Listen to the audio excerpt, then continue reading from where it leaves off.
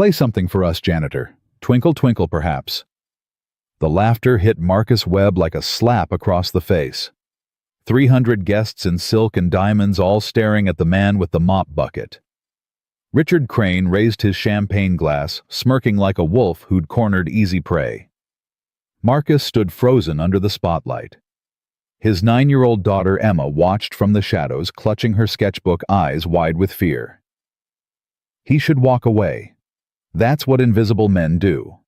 But something cracked open inside him, something he'd buried for 9 years since the night his wife died giving birth to their daughter.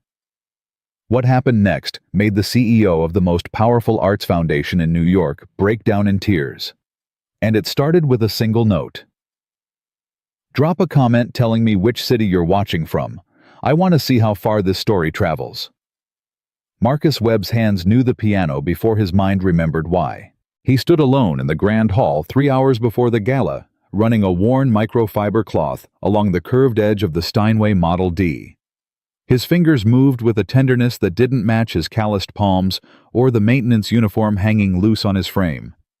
"You're talking to furniture again, Dad." Marcus turned. His daughter Emma stood just behind the stage curtain, blonde hair escaping from a messy braid, her oversized hoodie swallowing her small frame. She clutched her sketchbook against her chest like it contained state secrets. "That's not furniture, sweetheart." Marcus knelt to her level. "That's a cathedral with 88 steps to heaven." Emma tilted her head. "You always say weird stuff about pianos." "That's because pianos understand weird people like me." She giggled, a sound that still surprised him after 9 years, still reminded him that something beautiful had come from the worst night of his life. "You're not supposed to be here," Marcus said, but his voice held no real warning. "Mrs. Patterson said I could wait in the hallway, but the hallway was boring." Emma plopped down cross-legged just beyond the stage lights. "Besides, I wanted to draw you with the piano. You look different when you touch it." Marcus felt something tighten in his chest. "Different how?"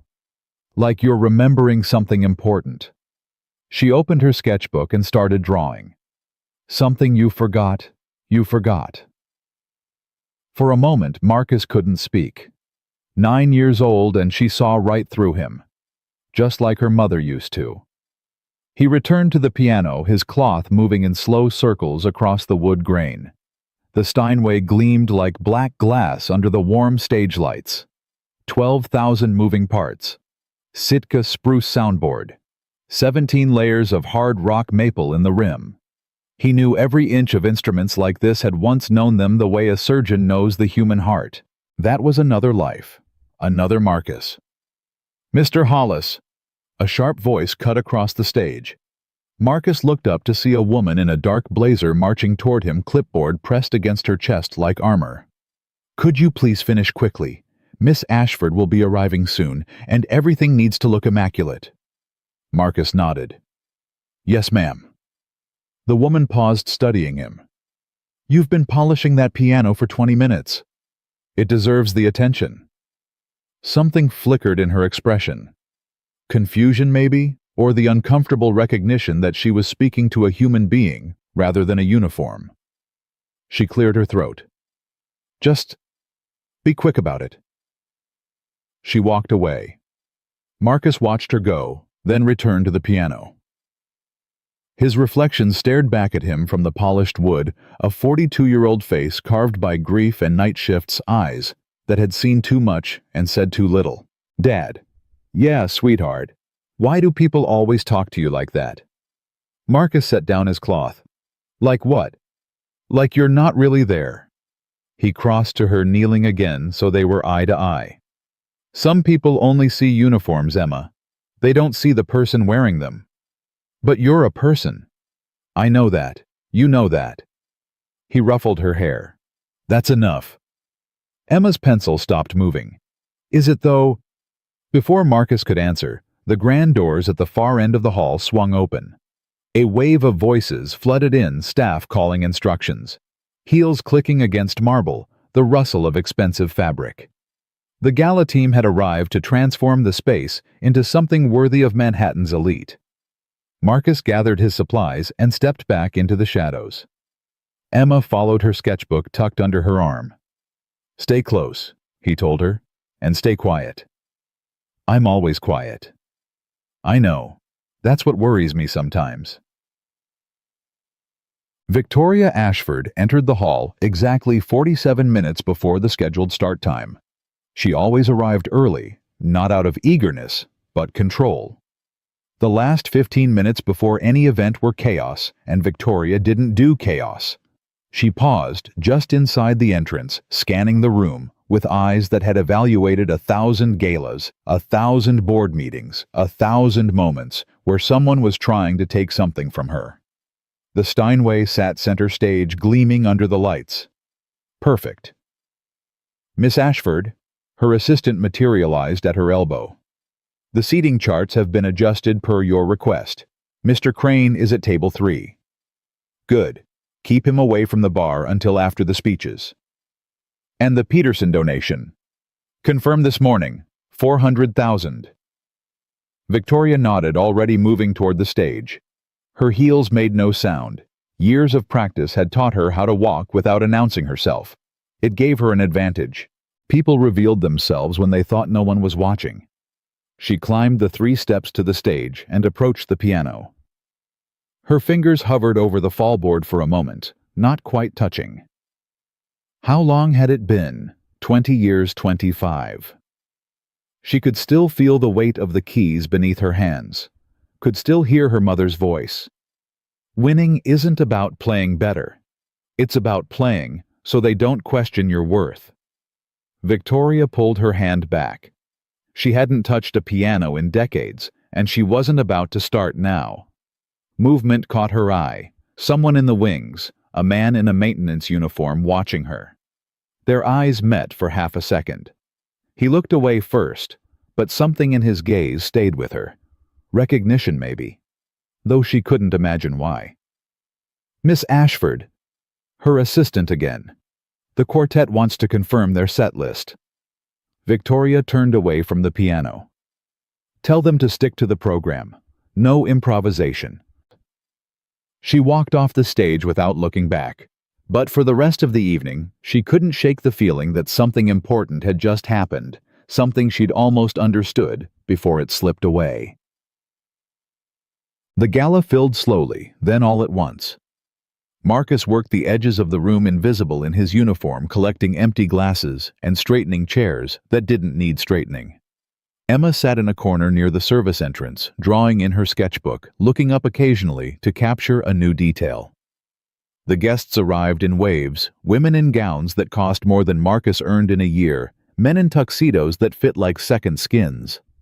They laughed too loud and touched each other's arms and pretended to care about music education while checking their phones between conversations. Marcus didn't judge them. He'd stopped judging people years ago. Judgment required energy, and he'd learned to conserve everything for Emma. "Quite the circus, isn't it?" Marcus turned. A man stood beside him, late 50s, silver hair, Italian shoes, the kind of easy confidence that came from never having to doubt your place in the world. Richard Crane. Marcus had seen his face in the newspaper, always attached to some opinion about art or culture, or the declining standards of modern performance.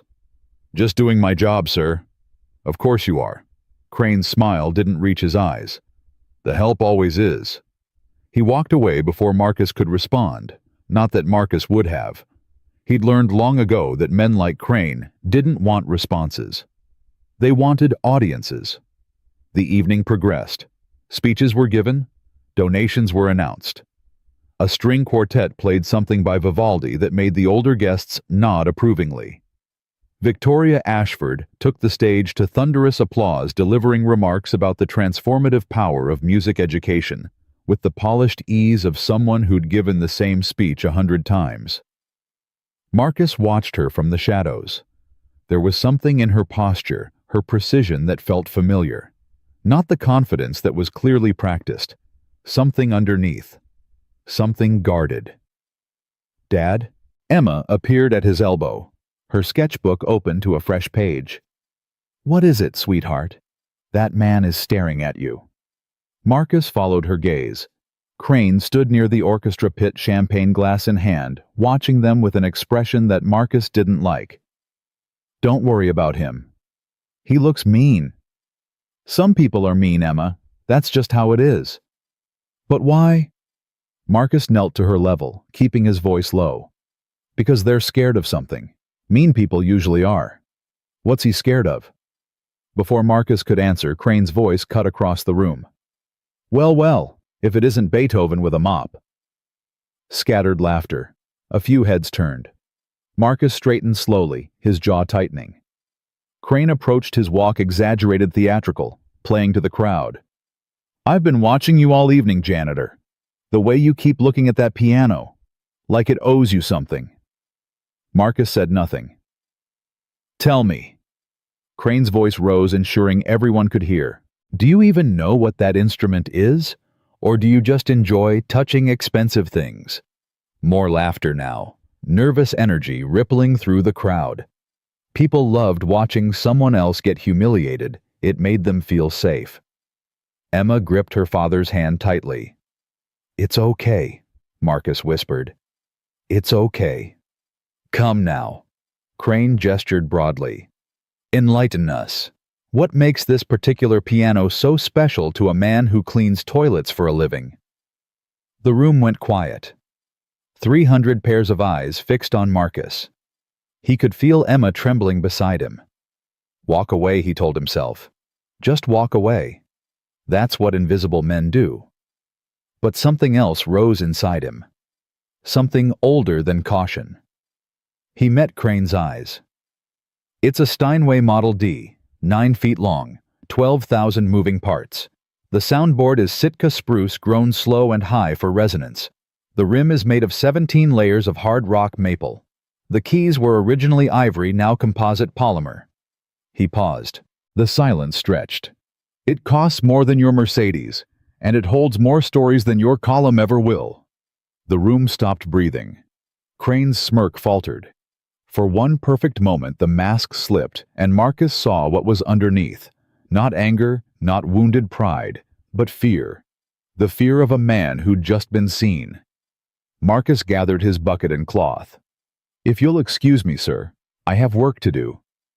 He took Emma's hand and walked toward the service exit. Behind him, he heard whispers, beginning the rustle of recalibrating judgment of people, unsure whether they'd just witnessed something important. At the door, Emma tugged his sleeve. "Dad?" "Yeah, sweetheart. That was really brave." Marcus looked down at her. "That was really stupid. There's a difference." "No." Her voice was firm. "It was brave. You didn't let him make you small." Something cracked in Marcus's chest.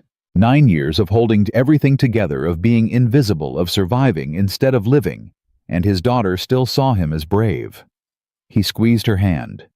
"Come on, let's get you some water." They slipped through the service door and into the back hallway, leaving the glittering crowd behind. Marcus leaned against the wall, exhaling slowly. It was over. He'd survived another reminder of his place in the world. But as they walked toward the break room, neither of them noticed Victoria Ashford watching from the shadows. Her expression unreadable. Something ancient and painful stirring behind her eyes. The intermission lasted 20 minutes. Marcus spent it in the service hallway, helping Emma with her math homework, while ignoring the muffled sounds of champagne toasts and forced laughter from the main hall. He'd meant to leave after his shift ended, but Emma wanted to hear the piano when it was being played. She said it sounded different when there was an audience. He couldn't refuse her. He never could. "Dad. What was Mom like?" The question hit him like a physical blow. Emma asked about Rachel sometimes carefully, like she was testing whether it was safe, but never this directly. She was... Marcus set down his coffee cup. "She was light, Emma. That's the best word I have for her." She walked into a room and everything got brighter. "Did she like music?" "She loved it. She used to say that songs were just feelings that got dressed up and went dancing." Emma smiled. "That sounds like something you'd say." "I stole it from her. Most of the good things I say came from her first." "Do you miss her?" Marcus looked at his daughter Rachel's eyes. Rachel's smile. Rachel's stubborn tilt of the chin when she wanted something. Every minute of every day. Is that why you don't play anymore? The question hung in the air. Marcus had told Emma a simplified version of the truth, that he used to play piano, that he stopped after her mother passed, that sometimes people need to take breaks from the things they love. He'd never explained the real reason. He'd never explained that playing felt like betrayal. That every time he touched the keys, he heard Rachel's voice saying, "You always play like the keys owe you an apology," teasing loving alive. And then he remembered that she wasn't alive anymore, and the music turned to ash in his hands. "I stopped because it hurt too much," he said finally. Some things are connected to people, Emma. When you lose the person, the thing changes too. Emma nodded slowly. Then she reached into her backpack and pulled out something that made Marcus's heart stop. His old leather notebook. Worn cover, curled edges filled with half-finished compositions he hadn't looked at in nearly a decade. "I found this in your locker," Emma said quietly. "I thought maybe you forgot what was inside." Marcus took the notebook with trembling hands. He opened it to a random page, bars of melody, scribbled annotations. A piece titled Emma's Lullaby that he'd started the week before Rachel died and never finished. "Where did you learn to be this brave?" he whispered. "From you." Emma's voice was steady. "Except when you forget you are." Footsteps echoed in the hallway. Marcus closed the notebook quickly, tucking it into his maintenance vest. A staff member appeared around the corner. "Intermission's ending in 5. Mr. Webb, could you do a final sweep of the main floor?" "Of course." He stood, straightening his uniform. Emma grabbed his hand. "Dad." "Yeah, sweetheart. You still love the piano, don't you?" He looked down at her, this small person who had somehow inherited all of her mother's insight, along with her features. "I love it the way some people love someone they lost. Quietly. From across the street. Never getting too close." Emma was silent for a moment. Then she said something that would change everything. "Maybe it's time to cross the street." The second half of the gala began with a soprano performing Puccini. Marcus worked the edges of the room, collecting discarded programs and straightening chairs, trying to ignore the weight of the notebook in his vest pocket. Emma had gone back to her corner near the service entrance, drawing again. He watched her when he could, the focus in her eyes, the way her pencil moved with certainty. She was creating something beautiful, and she didn't seem to care whether anyone was watching. Rachel would have been so proud. The soprano finished to polite applause. The MC returned to the stage with announcements about upcoming foundation events. Marcus was about to slip back into the service hallway when a voice stopped him. "Leaving so soon?" He turned. Victoria Ashford stood a few feet away, champagne glass in hand, studying him with an expression he couldn't read. "Just doing my rounds, ma'am. I saw what happened earlier, with Richard Crane." Marcus's jaw tightened. "I apologize if I disrupted." "You didn't."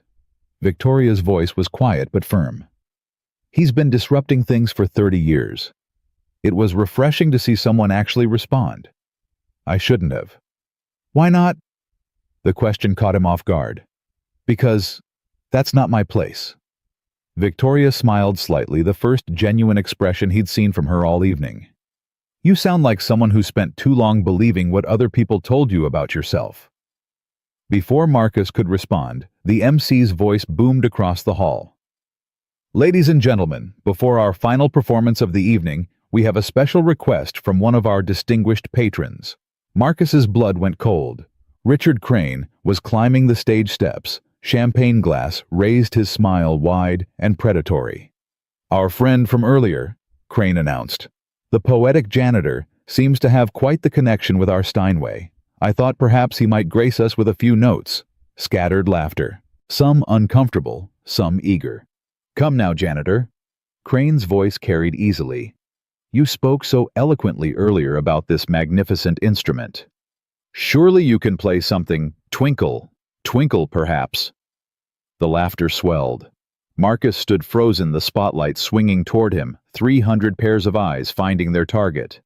He saw Emma rising from her corner sketchbook pressed against her chest, face pale with fear. He saw Victoria Ashford watching him, something like recognition in her eyes. He felt the notebook in his vest pocket. Rachel's songs. Emma's lullaby. Everything he'd buried, because staying alive was easier than staying awake. "Walk away," his mind screamed.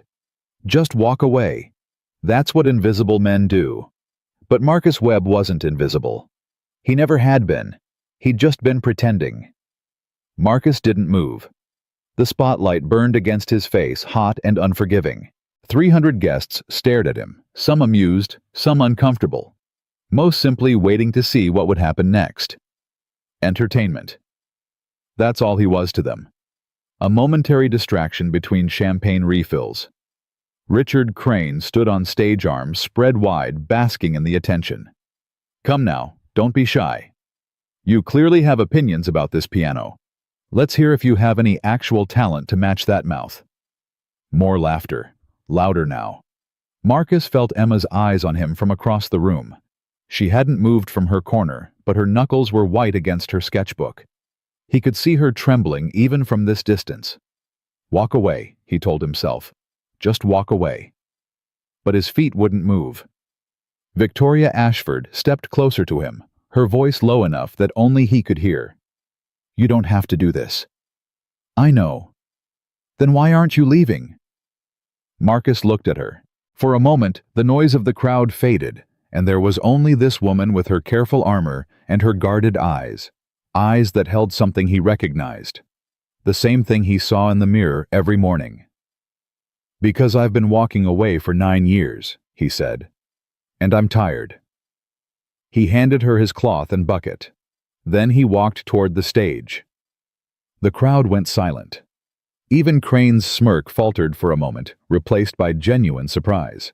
He hadn't expected Marcus to actually accept. "Well," Crane recovered quickly, gesturing toward the Steinway with exaggerated courtesy. "The floor is yours, janitor. Try not to embarrass yourself too badly." Marcus climbed the 3 steps to the stage. His boots echoed against the polished woodwork boots, scuffed and worn completely out of place among the crystal and silk. He could feel every eye in the room tracking his movement. He stopped in front of the piano. The Steinway gleamed under the lights, its black surface reflecting his face back at him. He looked older than he remembered, more worn. The kind of face that life had used as a punching bag, and then forgotten about. "Any time now," Crane called out. "Some of us have better things to do than watch a janitor contemplate furniture." Scattered laughter. Marcus didn't react. He was looking at the keys now, 88 of them, stretching out like old friends he'd abandoned. His fingers twitched at his sides. 9 years.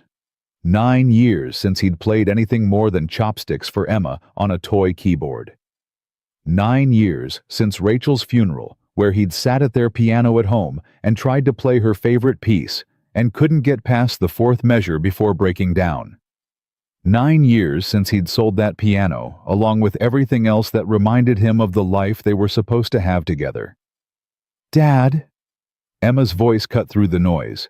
She'd moved closer to the stage, her sketchbook still pressed against her chest, her eyes wide and scared, and something else. Hopeful. "It's okay," she said. "I know you can do it." Crane laughed. "How touching. The janitor's daughter believes in him. Someone get this girl a participation trophy." Something shifted in Marcus's chest. Not anger, though, that was there burning low and steady. Something deeper. Something that had been buried so long he'd forgotten it existed. He turned to face the audience. "I didn't come here to perform tonight," he said.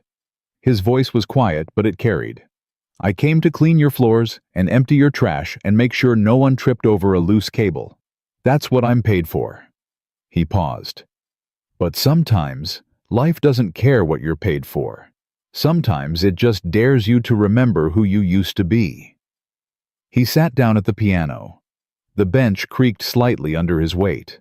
His hands hovered over the keys, not touching them yet, just feeling the space between his fingers and the ivory. Go ahead, Crane called out, his confidence returning. We're all waiting for Twinkle Twinkle. Marcus didn't look at him. He was looking at Emma. His daughter stood near the edge of the stage, her sketchbook forgotten, her whole body leaning forward, like she was trying to will him through this moment. Behind her, Victoria Ashford watched with an expression he couldn't read.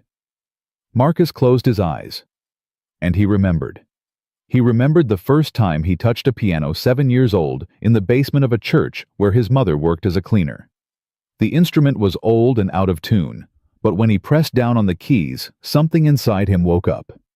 He remembered Juilliard, the scholarship that changed everything, the professors who said he had a gift that came along once in a generation. He remembered Rachel meeting her at a jazz club in the village. Her laugh when she told him classical music made her feel like she had to sit up straight. The way she'd close her eyes when he played for her anyway. He remembered the hospital room, the monitors. The moment the doctors told him she was gone, and all he could think about was that he'd never hear her laugh at his music again. He remembered selling the piano, selling the sheet music, selling everything except the one leather notebook he couldn't bear to throw away. He remembered becoming invisible. And he remembered Emma 3 hours ago pulling that notebook from his locker and asking him the question he'd been avoiding for 9 years. You still love the piano, don't you? Marcus opened his eyes. He placed his fingers on the keys, and he played. The first note was soft, a single G hanging in the air like a held breath. Some people in the audience shifted uncertain. This wasn't Twinkle Twinkle. Then came the second note, and the third. And suddenly, the melody was unfolding like a flower opening to the sun. Chopin's Ballade No. 1 in G minor. One of the most technically demanding pieces in the classical repertoire. The murmuring stopped. Marcus's fingers moved across the keys with a certainty that surprised even him. The muscle memory was still there, buried under years of grief and survival, waiting for permission to emerge. His hands remembered what his mind had tried to forget. The music built slowly, at first gentle phrases that spiraled upward like smoke from a candle. Then the tempo shifted, and the piece transformed into something more urgent, more desperate. Arpeggios crashed like waves against rocks. The bass notes thundered like distant artillery. In the audience, people leaned forward. Champagne glasses were set down untouched. Conversations died mid-sentence. Victoria Ashford pressed her hand against her chest, feeling something crack open inside her that she'd kept sealed for decades. Richard Crane stood frozen at the edge of the stage, his smirk long gone, replaced by something that looked almost like fear. And Emma. Emma watched her father with tears streaming down her face, finally seeing the man she'd always known existed beneath the uniform and the silence and the careful invisibility. Marcus played. He played through the grief of losing Rachel. He played through the guilt of giving up. He played through 9 years of mopping floors and emptying trash cans and pretending that this part of him had died along with his wife. But it hadn't died. It had just been waiting. The ballade reached its central section, a lyrical passage that required not just technical skill, but emotional vulnerability. Marcus didn't hold back. He let every wound show, every scar, every moment of darkness that he'd survived. The music spoke of loss, of love that didn't get to finish, of a man who'd buried himself alive and was only now clawing his way back to the surface. A woman in the third row wiped her eyes with a silk handkerchief. Beside her, a man who hadn't cried since his father's funeral felt his throat tighten. The piece built toward its climax, a series of octave runs that demanded everything a pianist had to give. Marcus's hands flew across the keys, the notes cascading like a waterfall, relentless and overwhelming. And then, just as suddenly, the storm quieted. The final section began tender, heartbroken, beautiful in its resignation. The melody that had raged moments before now whispered like a goodbye, said to someone who was already gone. Marcus thought of Rachel. He thought of the life they'd planned together, the house they'd saved for the vacations they'd never take, the daughter she never got to see grow up. He thought of Emma asking him why people laughed when things weren't funny. He thought of all the moments he'd spent being invisible, and how much of that had been grief, and how much had just been fear. The final chord rang out. Marcus lifted his hands from the keys. Silence. Complete, absolute silence. For a moment, nothing moved. The air itself seemed to hold its breath. Then Emma started clapping. It was small at first, a 9-year-old's hands, soft and uncertain. But the sound broke the spell. Victoria Ashford rose to her feet, clapping hard, her face wet with tears she didn't try to hide. And then the rest of the room followed. The applause built like a wave crashing over the hall in a roar that made the chandeliers tremble. People stood. People wept. People who had spent the evening performing their wealth and status suddenly remembered what it felt like to be moved by something real. Marcus sat at the piano, his hands shaking, his vision blurred. He didn't bow. He didn't smile. He just sat there trying to breathe, trying to understand what had just happened. 9 years of silence. And now this. He looked up, searching for Emma. She had climbed onto the stage and was running toward him, her sketchbook abandoned somewhere behind her. She crashed into his arms, burying her face against his chest. "Dad," she sobbed. "Dad, that was—" "I know, sweetheart." His voice cracked. "I know." He held her tight, feeling her small body shake with emotion, and for the first time in 9 years, he didn't feel invisible. He felt seen. The applause continued, but Marcus barely heard it. He was looking past Emma now to where Richard Crane stood at the edge of the stage. The critic's face was pale, his champagne glass forgotten his carefully constructed superiority, stripped away by something he couldn't dismiss with clever words. Their eyes met. Crane looked away first. Marcus rose from the piano bench, Emma's hand gripping his. He walked to the edge of the stage where his cleaning cloth and bucket still sat where Victoria had placed them. He picked them up. The symbolism wasn't lost on anyone. The janitor collecting his supplies after destroying every assumption in the room. But before he could step off the stage, Victoria appeared beside him. "Where did you train?" She asked, her voice barely above a whisper. "Juilliard, a long time ago." "Why did you stop?" Marcus looked at Emma, then back at Victoria. "Because the music was connected to someone I lost. And for a while playing felt like betrayal." Victoria nodded slowly. "I understand that better than you know. You play. I used to." She glanced at the Steinway. "I was a prodigy once. Then I lost a competition that mattered too much, and the people who were supposed to love me anyway didn't. So I stopped." "Do you miss it?" "Every day." Victoria's voice was soft, unguarded, in a way that seemed to surprise even her. But I convinced myself that missing something was safer than risking it again. Marcus held her gaze. "It's not." "No."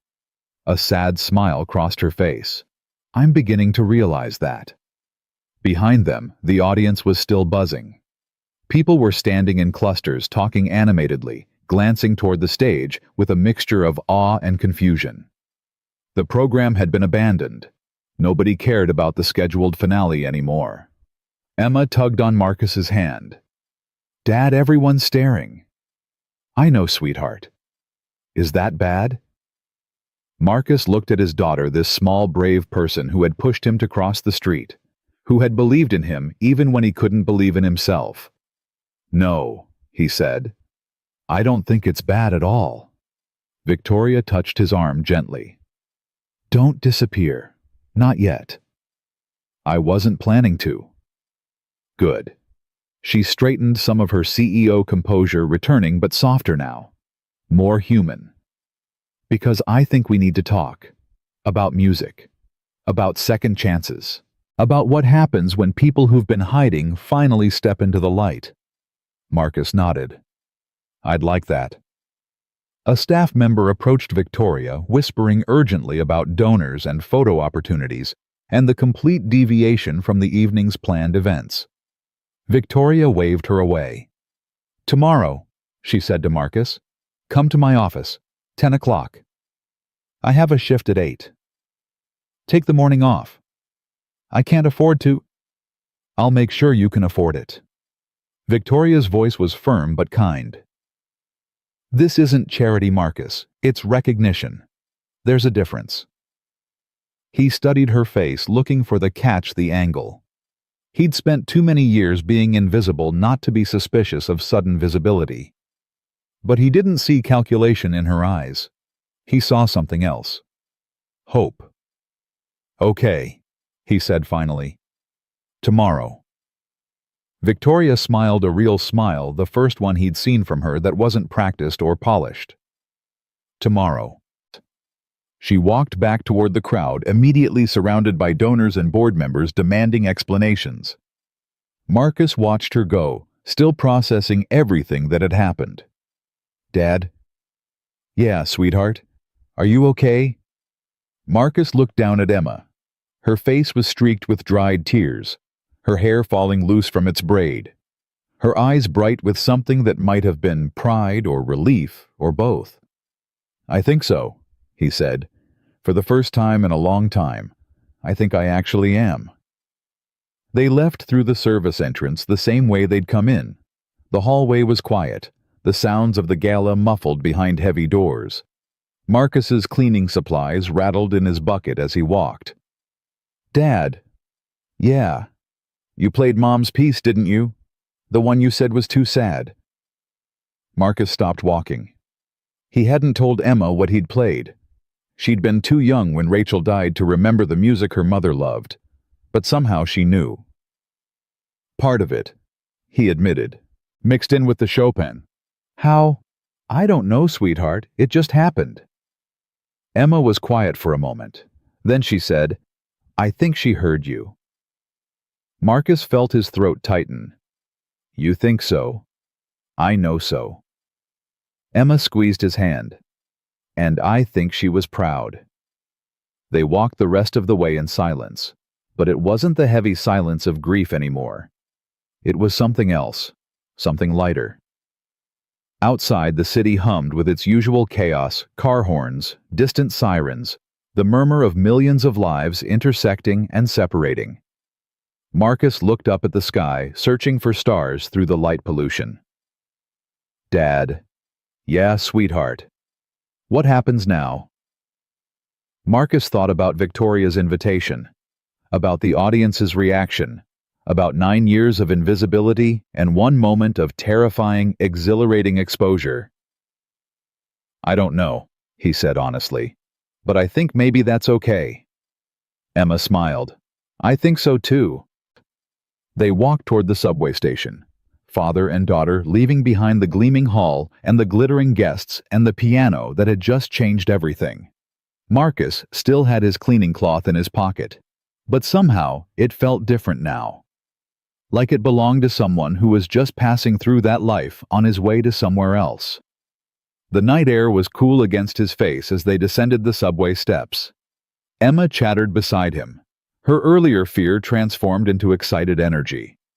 She wanted to know if he'd play again, if he'd teach her, if they could get a piano someday, a real one, not the toy keyboard in their apartment. Marcus listened to her questions, but his mind was elsewhere. He was thinking about Rachel, about the way she used to sit on the couch with her eyes closed while he practiced not sleeping, just listening, about the last thing she said to him before they took her into surgery.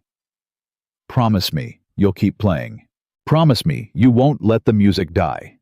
He'd broken that promise for 9 years, but promises he was beginning to realize didn't have expiration dates. They could still be kept, even now, even after everything. The subway car was nearly empty at this hour. Marcus and Emma found seats near the back, and she leaned against his shoulder, suddenly exhausted. The adrenaline was wearing off. Dad? Her voice was sleepy now. Yeah, sweetheart. I'm glad you crossed the street. Marcus wrapped his arm around her, pulling her close. Me too, Emma. Me too. The train rattled through the tunnel, carrying them home. Behind them, in a grand hall full of wealthy strangers, the legend of the janitor who played Chopin was already spreading. But Marcus didn't know that yet. All he knew was that for the first time in 9 years, the silence inside him had been filled with something other than grief. It had been filled with music. And that he was beginning to understand made all the difference. Marcus couldn't sleep. He lay in his narrow bed staring at the ceiling, listening to Emma's soft breathing from the next room. The apartment was quiet except for the usual city sounds, distant traffic, a neighbor's television, the intermittent rattle of the radiator. His hands still tingled from the piano keys. Every time he closed his eyes, he was back on that stage. The spotlight. The silence. The moment his fingers touched the Steinway, and 9 years of grief came pouring out like water from a broken dam. He turned his head toward the nightstand. His old leather notebook sat there, the one Emma had found in his locker. He reached for it, feeling the worn cover beneath his fingers. "Promise me you'll keep playing?" Rachel's voice echoed in his memory, clear as the day she'd said it. He'd held her hand in the hospital room, terrified, trying to be strong while his whole world was falling apart. "Promise me you won't let the music die." "I'm sorry it took so long," he whispered to the empty room. The clock on the wall read 3:47 a.m. In 6 hours, he was supposed to meet Victoria Ashford. The CEO of the most powerful arts foundation in New York wanted to talk to him about second chances. Marcus didn't know what to expect. He'd spent so long being invisible that visibility felt like standing naked in Times Square. He sat up, swinging his legs over the side of the bed. Sleep wasn't coming. Might as well be productive. He walked to the small kitchen and started coffee. The machine sputtered and hissed, filling the apartment with a bitter aroma that had become synonymous with his life: early mornings, late nights, the constant grind of keeping Emma fed and housed and loved. "Dad?" He turned. Emma stood in the doorway, rubbing her eyes, her hair a tangled mess. "What are you doing up, sweetheart?" "I heard you moving around." She padded toward him, bare feet silent on the worn linoleum. "Are you okay?" "Just thinking. About the piano. About a lot of things." Emma climbed onto a kitchen chair, tucking her legs beneath her. "I couldn't sleep either. My brain keeps replaying it." Marcus poured himself a cup of coffee and sat across from her. "What part?" "The part where everyone stood up. The part where that mean man stopped laughing." She paused. "The part where you looked like you again." "Like me again." Emma nodded solemnly. "You've been sad for a long time, Dad. I know you try to hide it, but I can tell. Last night when you played, you didn't look sad anymore.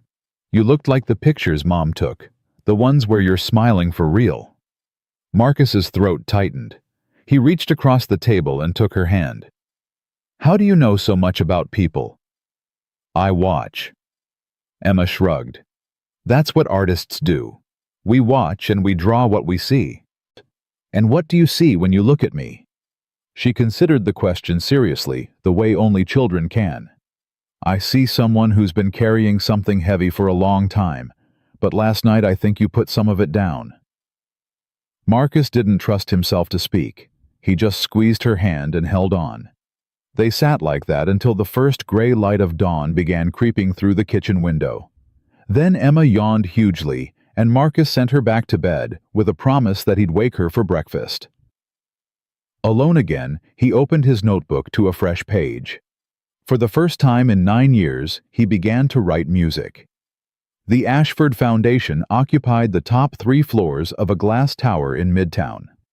Marcus stood on the sidewalk looking up at the building, feeling distinctly out of place in his cleanest jeans and the one button-down shirt he owned that didn't have a stain. "You look nervous." He turned. A young woman with a clipboard was approaching him, professional smile firmly in place. "Mr. Webb, I'm Diane, Miss Ashford's assistant. She's expecting you." "Right." Marcus straightened his collar. "Lead the way." The elevator was all mirrors and chrome, reflecting his anxiety back at him from every angle. Diane made small talk about the weather and the Foundation's upcoming initiatives, but Marcus barely heard her. His mind was racing through possibilities. Maybe Victoria had changed her mind. Maybe she'd woken up and realized that inviting a janitor to her office was a mistake. Maybe this whole thing was some elaborate joke that would end with him being escorted out by security. The elevator doors opened. Victoria Ashford stood in the reception area waiting for him. She wasn't in last night's gown. Today she wore simple black pants and a gray sweater, her hair pulled back in a loose ponytail. She looked younger somehow, less armored. "Marcus?" She extended her hand. "Thank you for coming. Thank you for inviting me. How did you sleep?" "I didn't." Victoria smiled. "Neither did I." She gestured toward a hallway. "Come, we have a lot to talk about." Her office wasn't what Marcus expected. No imposing desk, no wall of awards. Just comfortable chairs arranged near a window, a bookshelf filled with sheet music and worn paperbacks, and in the corner, a baby grand piano. Marcus stopped when he saw it. 1952, Steinway B. Victoria said, watching his reaction. "It was my grandmother's. She taught me to play on it." "It's beautiful." "I haven't touched it in 22 years. Marcus turned to look at her. "Why keep it then?" "Because getting rid of it would mean admitting that part of my life was really over." Victoria sat down in one of the chairs, gesturing for him to do the same.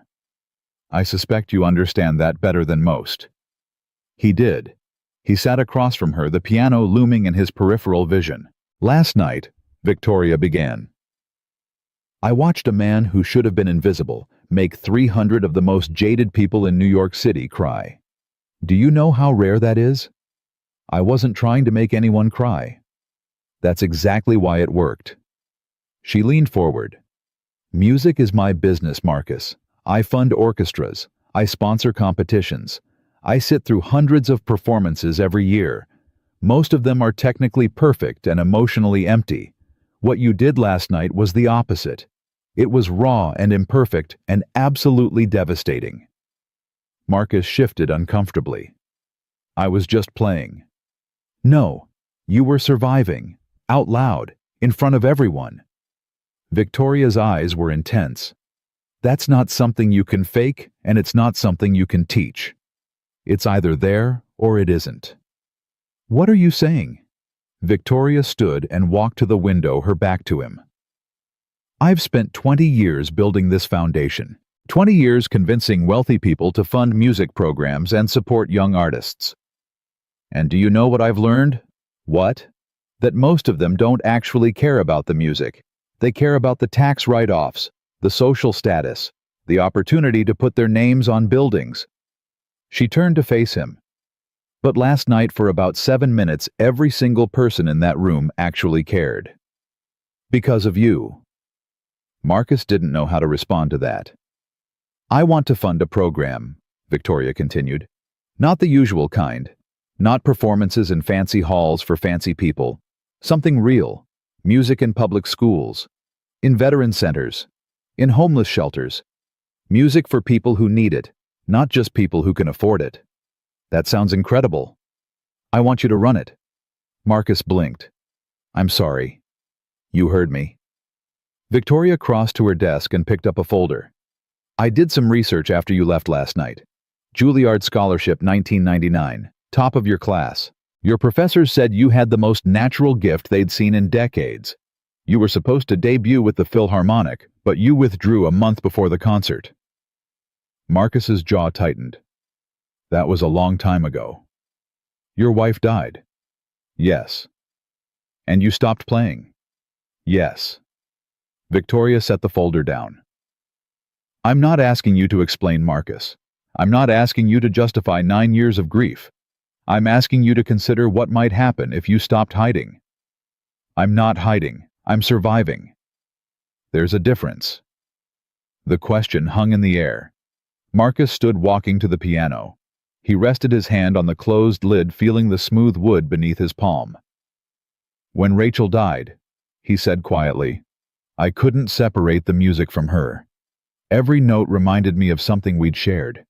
Every chord felt like a betrayal, like I was trying to move on when moving on was impossible.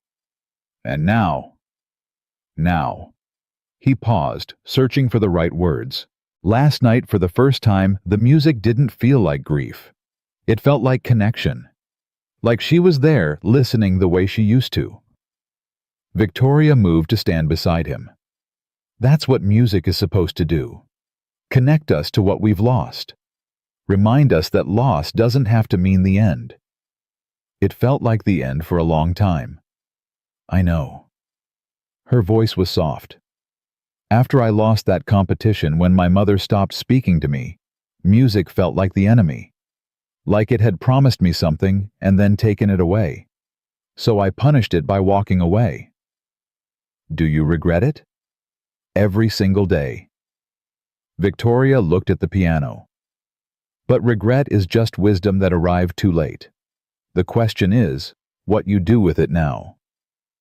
She sat down on the piano bench and lifted the fallboard. For a long moment she just stared at the keys. I haven't done this in 22 years, she said. You don't have to. I know. She placed her fingers on the keys. But maybe it's time to stop hiding too. She played a single chord, C major, the simplest, most fundamental chord in Western music. It rang through the room, clear and pure. Victoria's breath caught. Still sounds the same, she whispered. Pianos remember, Marcus said, even when we forget. She played another chord, then another. A simple progression, nothing complicated, but Marcus could see her hands trembling slightly. When I was 10, Victoria said, still playing softly, I told my mother I wanted to play music for people who were sad. I wanted to make them feel less alone. She laughed, but there was no humor in it. She told me that was a waste of talent, that music was for winning, not healing. She was wrong. I know that now. Victoria stopped playing and looked up at him. That's why I need you for this program. Because you understand what music is actually for. Not performance, not competition, connection. Marcus sat down on the bench beside her, careful to maintain space between them. I don't know if I can do what you're asking, he said. I'm not a teacher. I'm not a leader. I'm a janitor who happened to play piano once. You're a man who walked through fire and came out carrying a melody. Victoria's voice was firm. That's exactly what these programs need. Not someone polished, someone real. And if I fail, then you fail. And you try again. She met his eyes. That's what music teaches us, Marcus. Every wrong note is a chance to find the right one. Every mistake is just practice for success. Marcus looked at the keys beneath his fingers. He pressed one gently. E flat. It hummed in the quiet room. There's something I need to tell you, he said. What? Last night when I played, I wasn't just playing Chopin. Part of it was something I wrote, something I never finished. For your wife. For Emma. I started it the week before Rachel died. It was supposed to be a lullaby, something I could play for our daughter when she was born. But then Rachel... Oh no. He stopped, his voice catching. Victoria waited. I never finished it, Marcus continued. For 9 years, it sat in that notebook waiting. Last night, some of it came out. Not consciously, just emerged. That's because it was ready, Victoria said. Some songs take longer to write than others. Some need to wait until the person playing them is ready to hear what they're saying. Marcus nodded slowly. I want to finish it, he said. Not just for Emma. For Rachel, for everyone who's ever lost someone and couldn't find the words. Then finish it. Victoria stood. Use this piano whenever you want. Use this room, whatever you need. Why are you doing this? You don't even know me.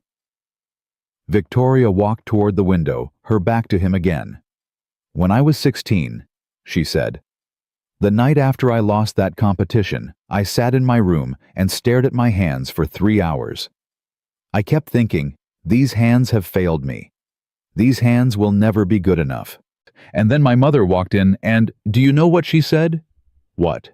She said, "Your hands are fine. It's your heart that's the problem. Too soft, too emotional. Music isn't about feeling, Victoria. It's about precision." Marcus said nothing. "I believed her," Victoria continued. "For 22 years I believed that the problem was that I cared too much. So I stopped caring. About music. About people. About anything that might hurt me." She turned to face him. "Last night watching you play I realized something." "What?" "She was wrong. My mother was wrong. Music is nothing but feeling. Precision without emotion is just noise. And the reason I've been so successful in this business, the reason I've built this foundation and funded all these programs, is because deep down, I've been trying to prove her wrong. I've been trying to show that heart matters. And you want me to help you prove it. I want you to prove it to yourself." Victoria smiled. "I've already learned my lesson. Now it's your turn." Marcus looked at the piano, then at Victoria, then back at the piano. "When would this program start?" "Whenever you're ready. I still have a job, bills to pay. The foundation will provide a salary, enough to cover your expenses and then some. You'll have time to create, to teach, to do this properly. And if I'm not good at it, you will be." "How do you know?" Victoria crossed to him, standing close enough that he could see the fine lines around her eyes, the small imperfections that her makeup couldn't quite hide. "Because last night you weren't just playing music. You were saving your own life. And people who can do that, people who can transform their pain into something beautiful, they're the ones who change the world." Marcus felt something shift inside him. Not a sudden transformation, but a small movement. A door opening just a crack. "I need to talk to Emma," he said. "She's the one who pushed me to do this. She deserves to be part of the decision." "Of course." He stood suddenly aware of how small the room felt with both of them in it. How intimate. "Marcus," Victoria said as he reached the door. He turned. "Last night when you played, I felt something I haven't felt in 22 years. "What?" "Hope." She smiled. "Don't underestimate what that's worth." He nodded once, then walked out. In the elevator descending through 40 floors of glass and steel, Marcus pulled out his phone and called Emma's school. "Hi, this is Marcus Webb. I need to pick up my daughter early. Yes, everything's fine. Better than fine, actually. I have something important to tell her." He ended the call and looked at his reflection in the elevator mirror.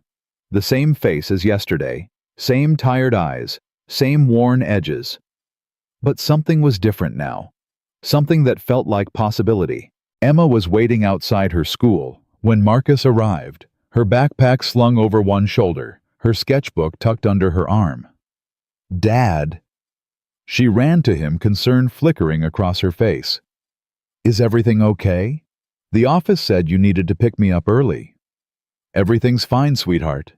He knelt down to her level. "Better than fine. I have something to tell you." "About the piano." "About everything." They walked to a nearby park and sat on a bench, Emma cross-legged with her sketchbook in her lap. Marcus trying to find the right words for what he was about to say. "Remember last night?" he began. "Obviously. The woman who stood up first. The one who started the applause. The fancy lady." Marcus smiled. "Her name is Victoria Ashford. She runs a foundation that helps musicians. And she offered me a job." Emma's eyes went wide. "A job playing piano, teaching piano, running programs, helping people who need music the way I needed it last night. Like a music superhero." "Something like that." Emma was silent for a moment, processing. Then she looked up at him with an expression that was far too old for her 9 years. "Are you scared?" The question caught him off guard. "What?" "Are you scared about starting something new?" Marcus exhaled slowly. "Yes, sweetheart. I'm terrified."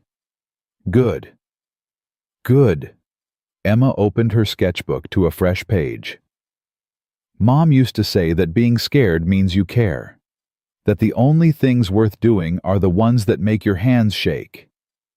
She said that..." In one of her letters. Marcus felt the ground shift beneath him. What letters? Emma reached into her backpack and pulled out a small bundle of envelopes tied together with a faded ribbon. I found them last year, she said quietly. In the box in your closet, the one you think I don't know about. Marcus's hands trembled as he took the bundle. Rachel's handwriting. Neat, careful, heartbreakingly familiar. I wasn't going to tell you, Emma continued. But then last night happened, and I thought maybe you were ready. Marcus untied the ribbon and opened the first envelope. The letter was dated 3 days before Emma was born. My dearest Marcus, if you're reading this, something went wrong. I'm not going to pretend otherwise. We both know the risks, and I've made my peace with them. But there's something I need you to understand. Something I need you to remember when the grief feels like it's going to swallow you whole. Music saved your life once. When you were a boy, when everything was falling apart, music gave you a place to belong, a reason to keep going. Don't let my death take that away from you. Our daughter is going to need so many things: food, shelter, education. But more than anything, she's going to need to see her father living, not just surviving. She's going to need to see that loss doesn't have to mean the end. Play for her, Marcus. Play for yourself. Play for all the people who are too scared or too broken to believe that beauty is still possible. That's your gift. Don't bury it with me. I love you. I'll always love you. And wherever I am, I'll be listening. Yours, forever. Rachel. Marcus couldn't see the words anymore. His vision blurred, tears streaming down his face, 9 years of grief and guilt pouring out of him like water from a broken pipe. Emma leaned against him, her small arm wrapping around his waist. I think she knew, Emma said softly. I think she always knew you'd need to be reminded. Marcus pulled his daughter close, holding the letter against his chest, feeling Rachel's presence in every word, every curve of ink on paper. How long have you been carrying this? He asked when he could speak again. A year. I was going to give it to you on your birthday, but then you seemed so sad and I didn't want to make it worse. This doesn't make it worse, sweetheart. This is... He struggled for words. This is exactly what I needed. Emma looked up at him. So you're going to take the job? Marcus wiped his eyes with the back of his hand. Yeah, he said. I think I am. Good. Emma nodded firmly. Because I have a lot of ideas about what songs you should teach first. Despite everything, Marcus laughed. A real laugh, full and warm, the kind he hadn't felt in years. Is that so? Obviously, someone has to keep you on track. Marcus pulled her into a hug, breathing in the familiar smell of her shampoo, feeling the solid reality of this small person who had somehow miraculously become his reason for everything. Your mom would be proud of you, he said. She'd be proud of you too. Emma's voice was muffled against his chest. She is proud of you. I can feel it. They sat like that for a long time, father and daughter, the letters bundled between them, the city moving around them in its endless rush, and for the first time in 9 years, Marcus Webb didn't feel invisible. He felt found. 3 weeks after the gala, Marcus walked into the old chapel on 47th Street for the first time. Victoria stood near the entrance, her arms crossed, watching his reaction. The building had been abandoned for years, a community music school that lost its funding and closed its doors. Now dust covered everything, and the windows were grimy with neglect. But in the center of the room sat a baby grand piano. It needs work, Victoria said. The whole place does, but the bones are good. Marcus walked slowly toward the piano. He lifted the fallboard and pressed a key. Out of tune, but the tone was still there, still waiting. How long has this been empty? He asked. 7 years. The foundation acquired it last year, but we never found the right use for it. Victoria moved to stand beside him. Until now. Marcus ran his fingers along the dusty keys. You want to turn this into the program headquarters? I want to turn this into whatever you need it to be. A teaching space, a rehearsal hall, a place where people can come and remember why music matters. That's a lot of pressure. You've handled worse. Marcus turned to look at her. In the 3 weeks since their meeting at her office, they'd spoken almost daily phone calls, emails, planning sessions that ran long into the evening. He'd learned that she took her coffee black, that she never ate lunch, that she worked 17-hour days because stopping meant thinking, and thinking meant feeling. He'd learned that she was just as broken as he was, just better at hiding it. I talked to Emma last night, he said, about everything, the program, the letters, what I want this place to become. What did she say? She asked if she could help design the logo. Victoria laughed a real laugh, unguarded and warm. It transformed her face, making her look younger, softer, human. I like that kid. She likes you too. She's been drawing you. Drawing me. That's what she does. She draws people she's trying to understand. Victoria's expression shifted, something vulnerable flickering in her eyes. And has she figured me out? She says you're like a song that's afraid to be heard. The words hung in the dusty air. Victoria looked away, pretending to examine a crack in the wall. But Marcus saw her swallow hard, saw the mask slip just for a moment. She's not wrong, Victoria said quietly. No, Marcus agreed. She usually isn't. They stood in silence, two people who had spent years building walls now standing in an empty room that demanded they tear those walls down. I should tell you something, Victoria said finally. What? Richard Crane has been making calls, to donors, to board members. He's trying to convince them that funding this program is a mistake. Marcus's jaw tightened. Why? Because I embarrassed him. Because people like Richard need to believe that talent and worth are connected to status. That someone like you couldn't possibly have anything to offer. Victoria turned to face him. You threatened his entire worldview in 7 minutes. He's not going to forgive that easily. What does this mean for the program? It means we have enemies. It means some people will try to stop us before we even start. Victoria's voice hardened. But it also means we're doing something that matters. You don't make enemies by playing it safe. Marcus looked around the empty chapel, at the dust and the cobwebs and the piano waiting to be heard. I've spent 9 years being safe, he said, staying invisible, making sure no one noticed me. And now I have a daughter who believes in me, letters from my wife telling me not to give up, and a woman who thinks I can change something. He met Victoria's eyes. Safe doesn't feel like an option anymore. Victoria smiled. Then let's get to work. The renovation took 6 weeks. Marcus supervised every detail, arriving before dawn and leaving after midnight. Victoria found him asleep on a drop cloth, more than once, his hand still holding a paintbrush, his face peaceful in a way it never was when he was awake. Emma came every day after school, her sketchbook filling with drawings of the transformation.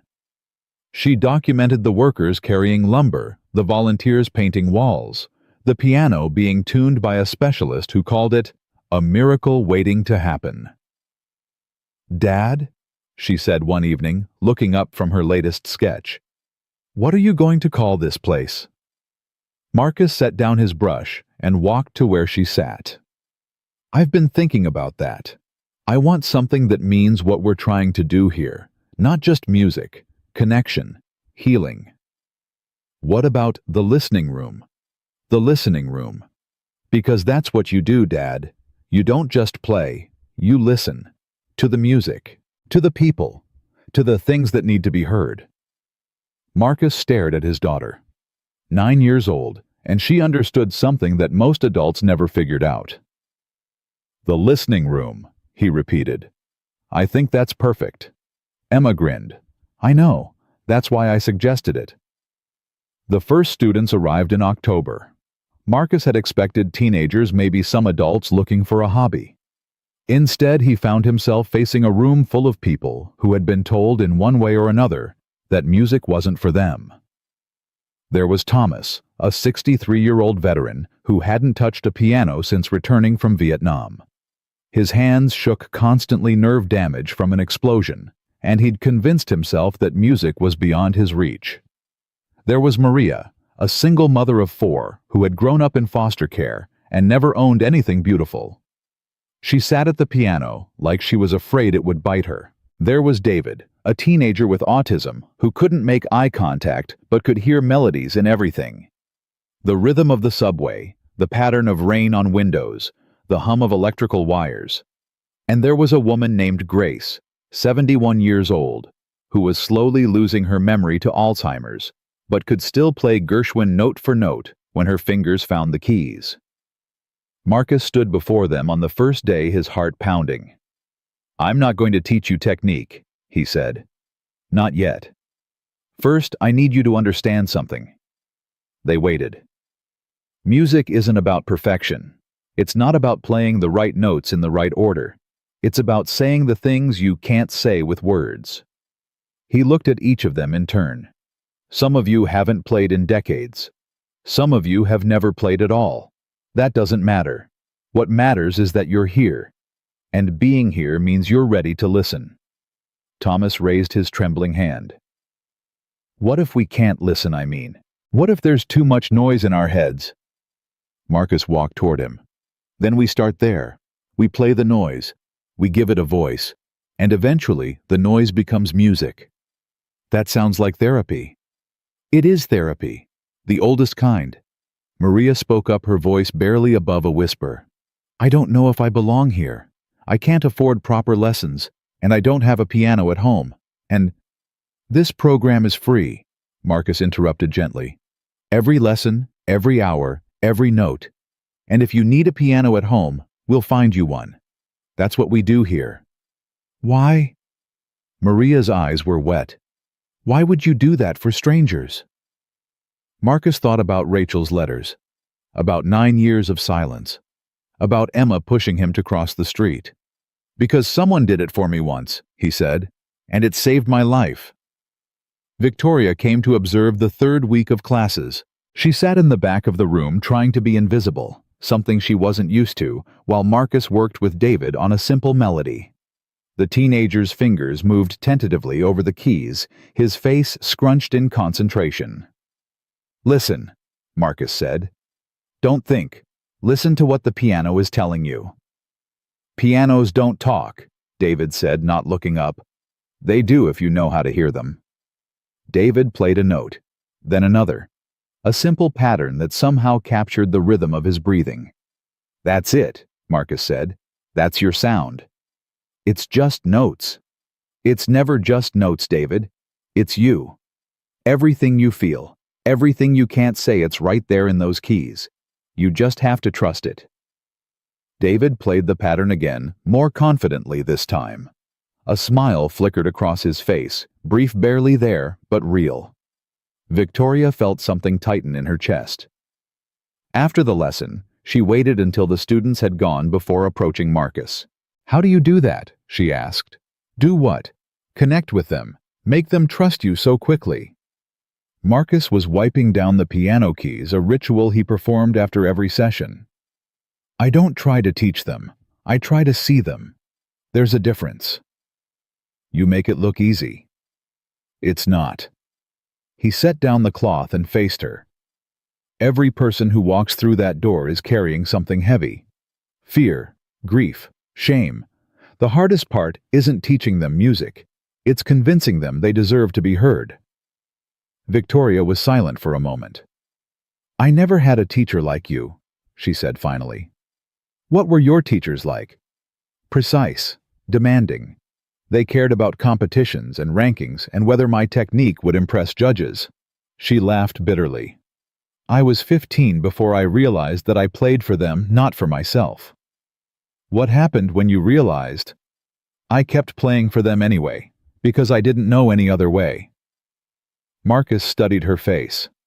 "You could learn." "Learn what?" "To play for yourself. To remember why you started in the first place." "I'm 46 years old, Marcus." "A little late for that." Says who? Victoria opened her mouth to respond, then closed it. She looked at the piano at the keys she hadn't touched in over 2 decades.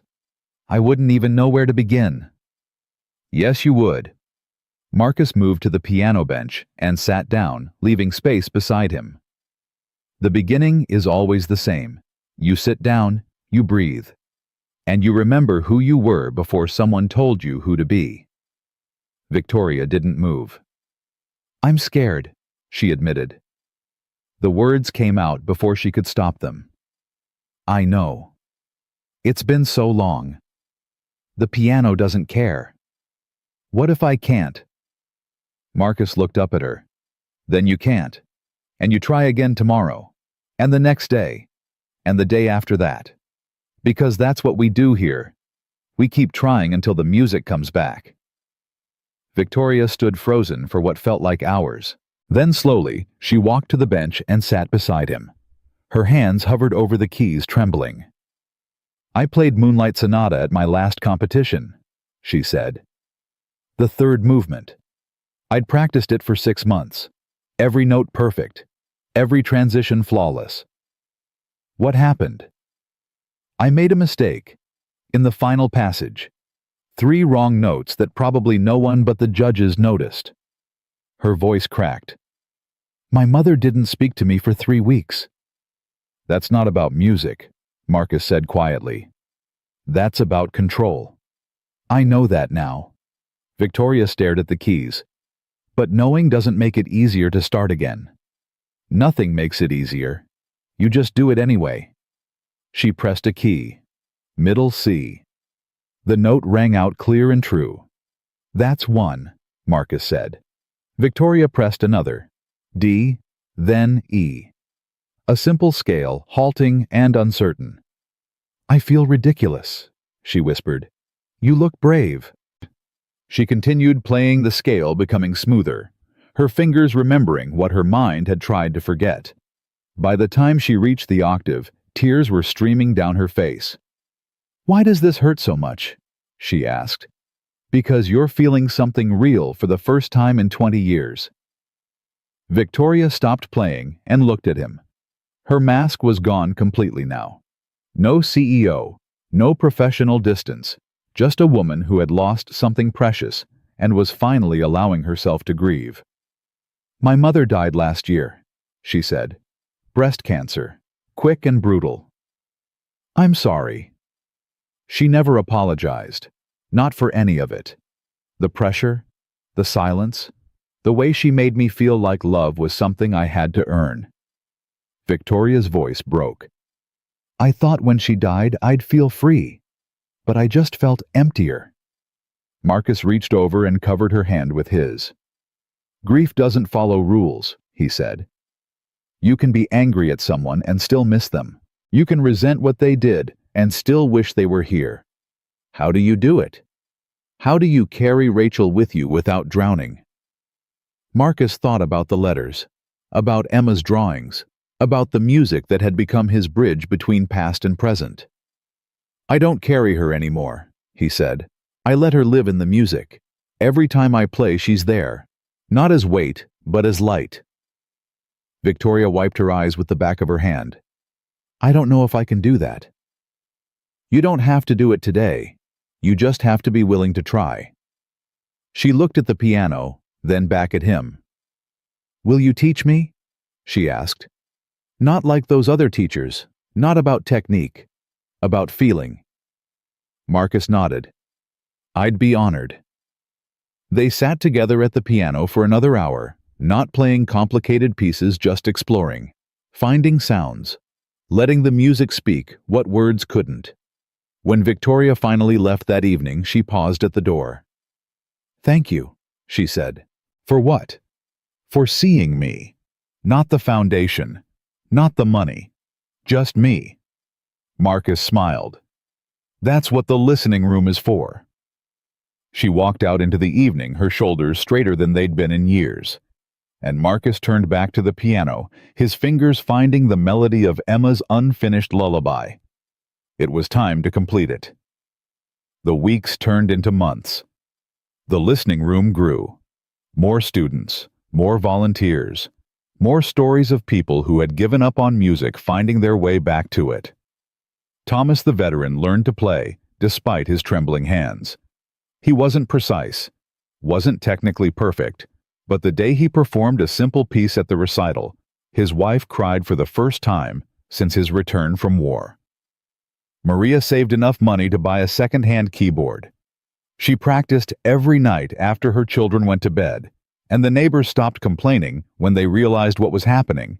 A woman learning to believe she deserved something beautiful. David composed his first original piece, a complex melody that somehow captured the way his mind worked, non-linear, surprising, completely unique.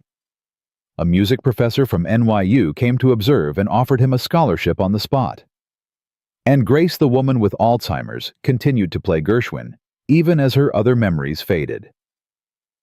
Her daughter told Marcus that sometimes when Grace couldn't remember her own name, she could still remember Rhapsody in Blue. Music lives in a different part of the brain, Marcus explained. It's more resilient than regular memory. That's why it matters so much. Victoria came to the listening room 3 times a week now. She sat at the piano in the corner practicing scales and simple pieces, slowly rebuilding the relationship with music that had been broken so long ago. Sometimes Marcus would join her. They'd play duets, nothing complicated, just 2 people finding something they'd both lost. "I had a donor meeting today," Victoria said one evening. 3 hours of explaining why this program matters, why music education deserves funding when there are so many other problems in the world. How did it go? One of them asked me what the return on investment was, wanted metrics, measurable outcomes. She laughed, but there was no joy in it. How do you measure what happens when a 63-year-old veteran plays piano for his wife for the first time in 50 years? You don't, Marcus said. That's the point. I know, but they need numbers. They need proof. Marcus thought for a moment. Invite them here, he said. What? Invite them to a recital. Let them see for themselves. Numbers don't tell stories. People do. Victoria considered this. That could either save the program or destroy it. Then we better make sure the recital is unforgettable. She looked at him, something shifting in her expression. You're not afraid anymore, are you? Marcus met her eyes. I spent 9 years being afraid. Of music, of feeling, of letting anyone see who I really was. He paused. You and Emma taught me something. What? That the things worth doing are the things that scare you most. Victoria smiled. Your daughter said that first. She's smarter than both of us combined. Obviously.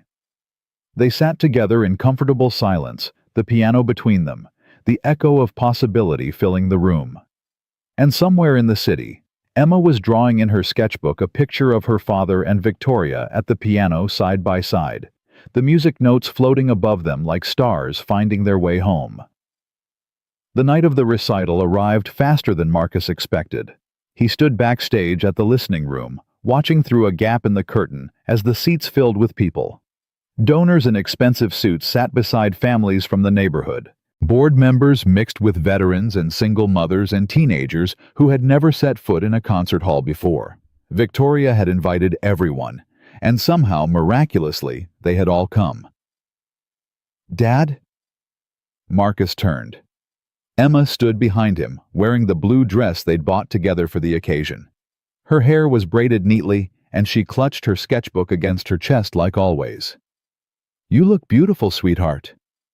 You look nervous. I am nervous.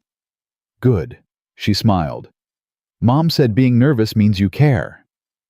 Marcus knelt down to her level. In his pocket he could feel the weight of Rachel's letters, all of them bundled together with the same faded ribbon. He'd carried them everywhere since the day Emma gave them to him. I finished it, he said. Emma's eyes widened. The lullaby. Last night, 2 a.m. I couldn't sleep, so I went to the piano and just played. And suddenly it was done. Are you going to play it tonight? That's why I'm nervous. Emma reached out and took his hand. Her fingers were small and warm against his calloused palm.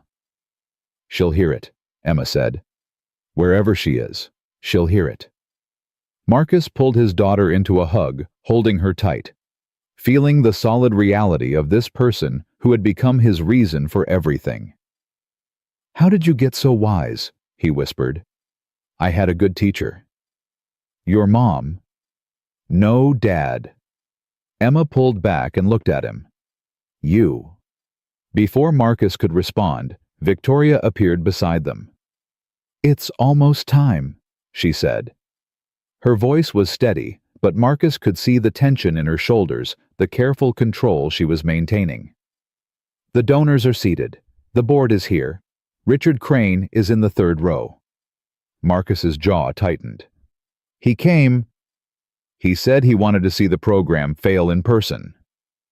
Victoria's expression hardened. "I told him to bring tissues. Confident. Realistic." She looked at Marcus. "I've watched you work for 6 months. I've seen what happens in this room. If anyone can change their minds, it's the people you've taught." Marcus looked through the curtain again. In the front row he could see Thomas the veteran sitting beside his wife. Maria was there with all 4 of her children. David sat alone, his hands moving in small patterns against his legs, already hearing music that no one else could hear. And Grace was there too, her daughter holding her hand, her eyes clear and focused in a way they rarely were anymore. "They're ready," Marcus said. "Are you?" He thought about Rachel, about the 9 years of silence, about the night at the gala when everything changed. "I've been ready my whole life," he said. "I just didn't know it until now." The recital began with Thomas. He walked to the piano slowly, his hands trembling, as they always did. The audience shifted uncomfortably. Some of them knew about the nerve damage, others just saw an old man who didn't belong on a stage. But then Thomas sat down, placed his shaking fingers on the keys, and began to play.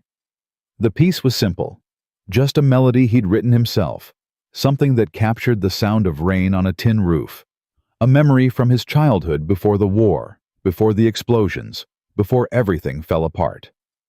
His hands trembled. The notes weren't always clean, but something in the music transcended technique. It spoke of loss and survival, of things that couldn't be said with words.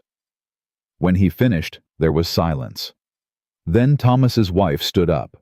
She was crying, tears streaming down her face, but she was smiling too. She started clapping, and the rest of the audience followed the applause building until it filled the room like a wave. Thomas bowed awkwardly, unused to attention. But Marcus saw something in his eyes that hadn't been there before. Pride. Maria went next. She apologized before she even sat down, a habit Marcus had been trying to break for months. "I'm not very good," she said into the microphone. "I just started learning. I don't even have a real piano, just a keyboard that—" "Maria!" Marcus's voice cut through her rambling.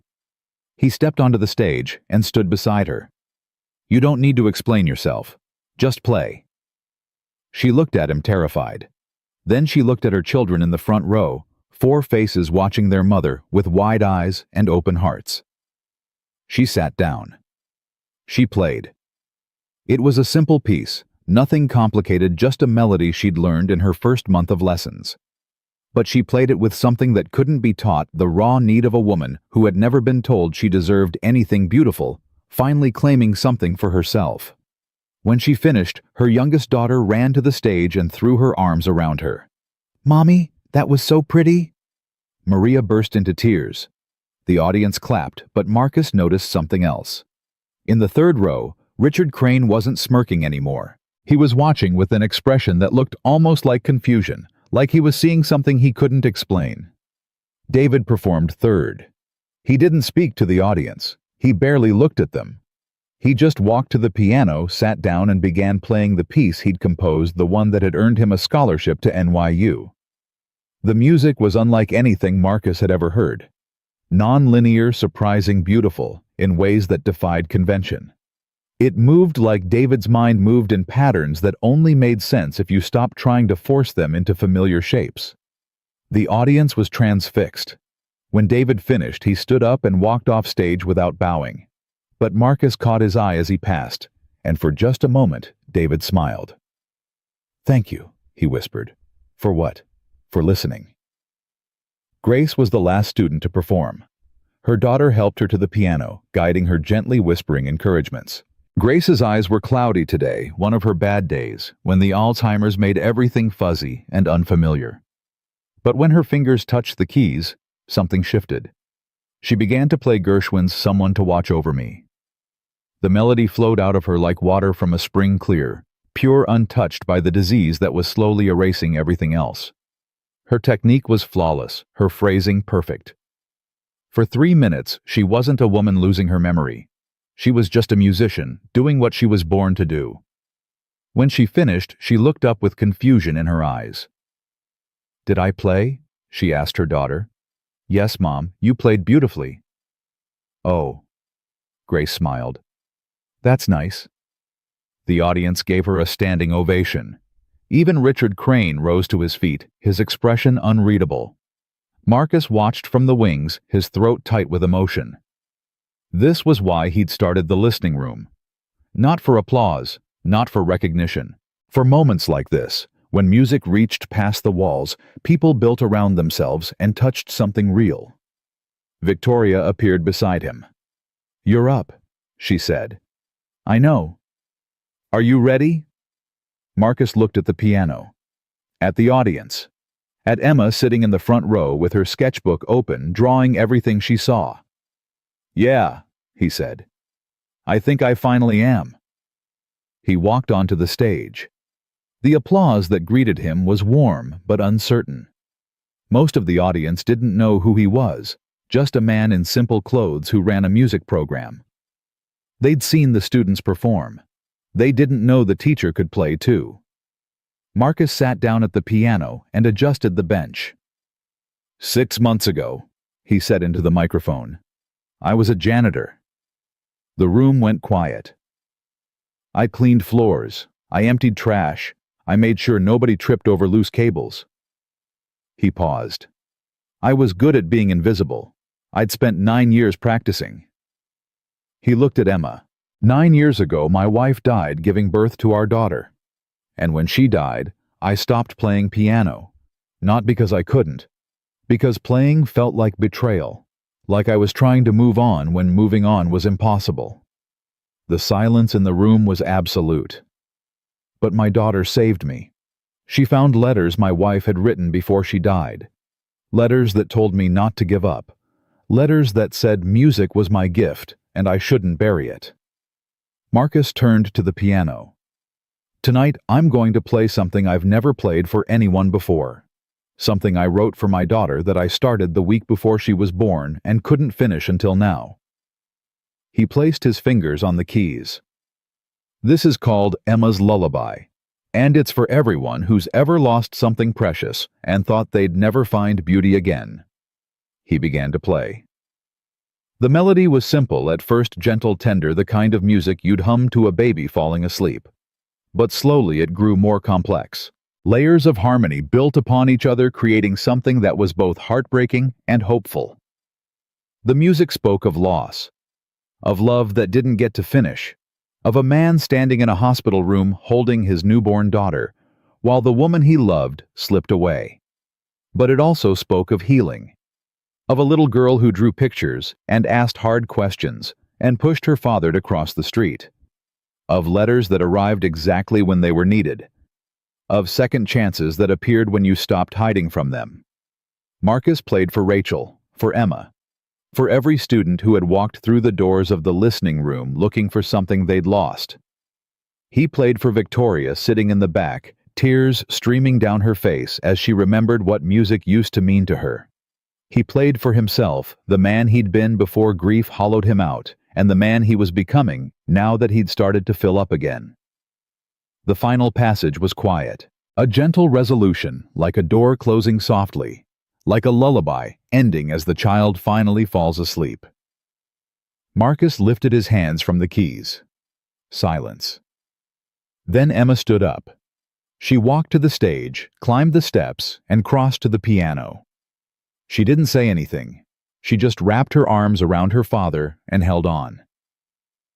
"That was beautiful, Dad," she whispered. "It was for you. It was always for you." The audience erupted. The applause was deafening, not polite clapping, but genuine full-throated celebration. People were standing. People were crying. The donors who had come expecting metrics and measurable outcomes were wiping their eyes with handkerchiefs. And in the third row, Richard Crane sat motionless. His face had changed. The smirk was gone. The superiority was gone. What remained was something raw and uncomfortable, the expression of a man whose worldview had just cracked. He caught Marcus's eye across the room. For a long moment, they just looked at each other. Then Crane nodded. Once. A small gesture of acknowledgement that cost him more than anyone would ever know. Marcus nodded back. Some victories didn't need words. After the recital, the chapel buzzed with conversation. Donors approached Victoria, checkbooks in hand, asking how they could support the program. Board members talked about expansion, about replication, about bringing the listening room model to other cities. But Marcus stayed at the piano, Emma beside him, watching it all unfold. Victoria broke away from a group of investors and crossed to them. "We did it," she said. "Full funding for the next 3 years. 2 new locations. A partnership with the public school system. That's incredible. It's because of you. What you built here. What you showed them tonight."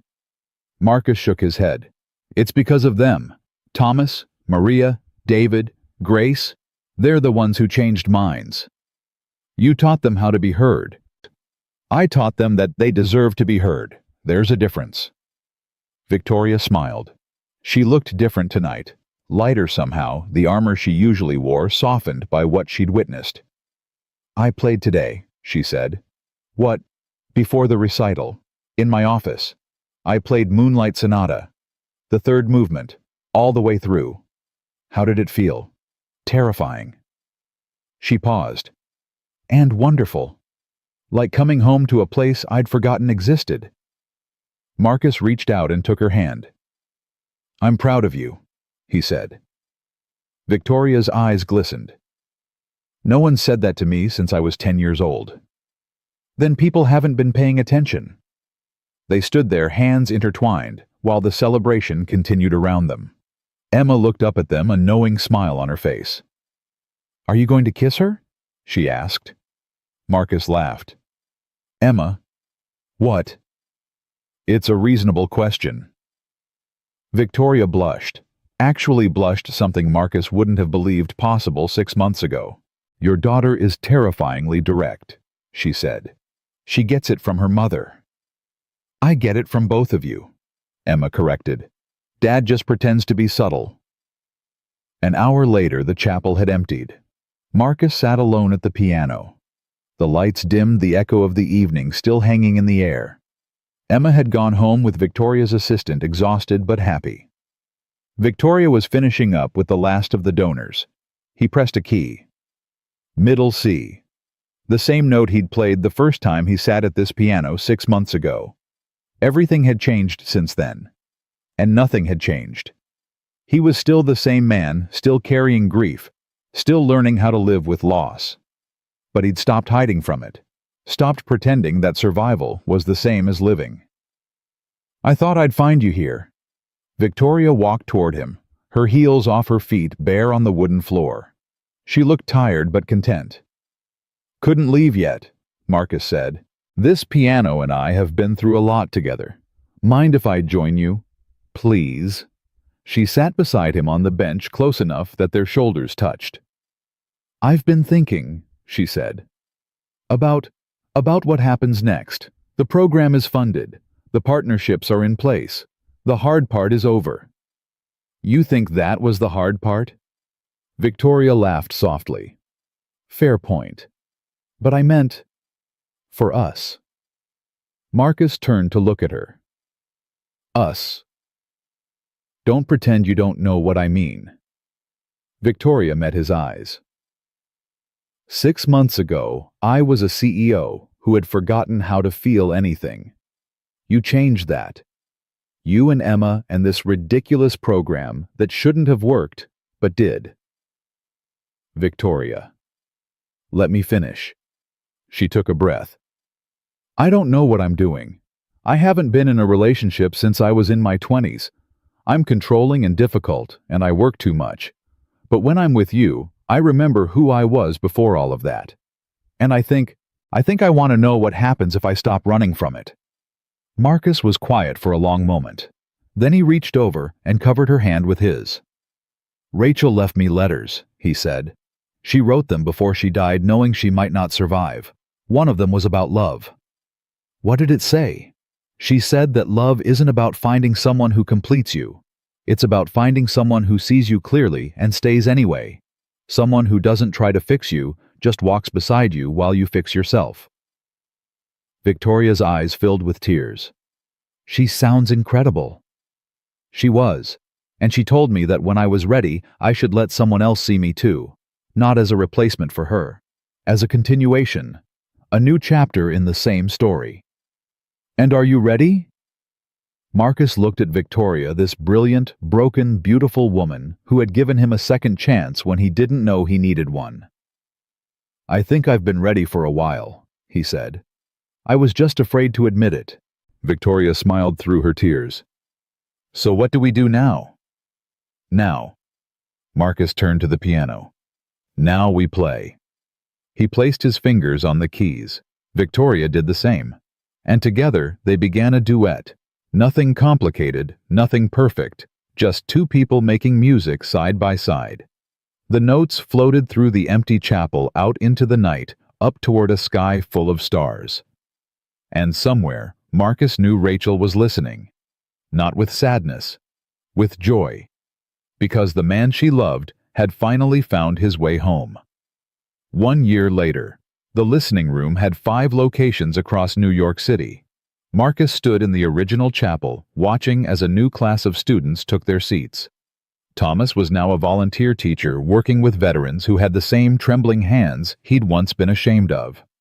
Maria had started a program for single mothers, showing them that they deserved beauty in their lives. David was at NYU already composing pieces that professors called revolutionary, and Grace had passed away peacefully in her sleep 3 months ago. At her funeral, her daughter had asked Marcus to play Someone to Watch Over Me. He'd done it without crying, which felt like a victory. Emma was 10 now, still drawing everything she saw. Her latest series was about the listening room portraits of students and teachers, the piano in the center of it all, music notes floating like birds toward an open sky. Victoria was there too, of course. She'd stepped back from her CEO role to focus on the Foundation's education programs.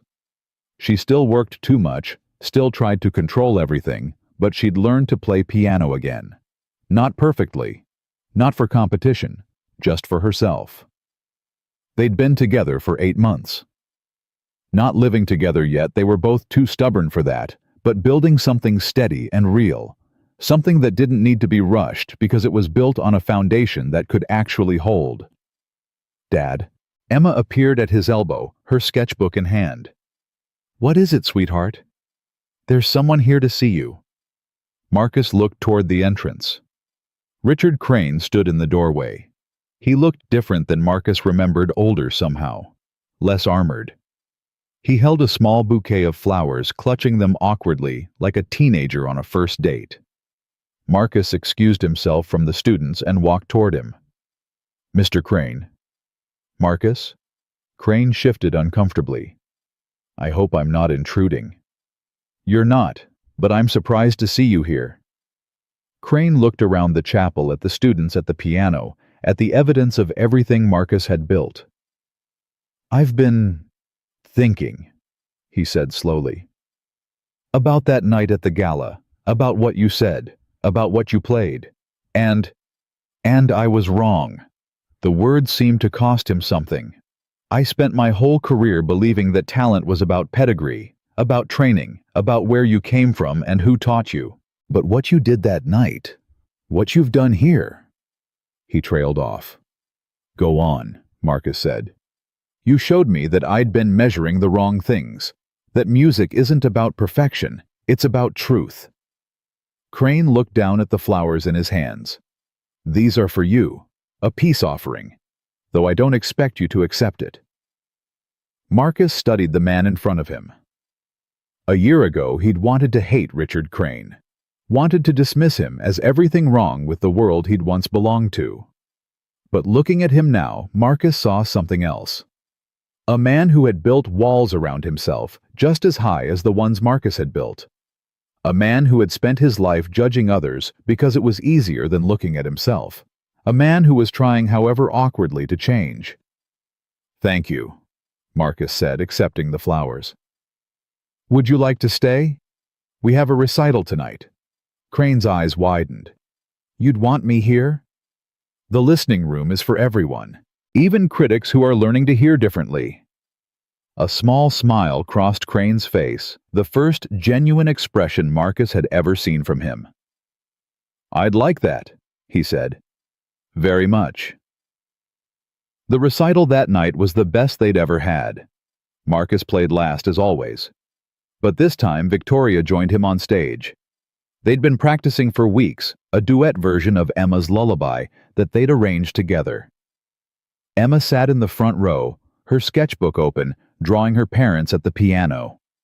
Because that's what they were now. Not by blood or law, but by choice. A family built from grief and healing, from music and second chances.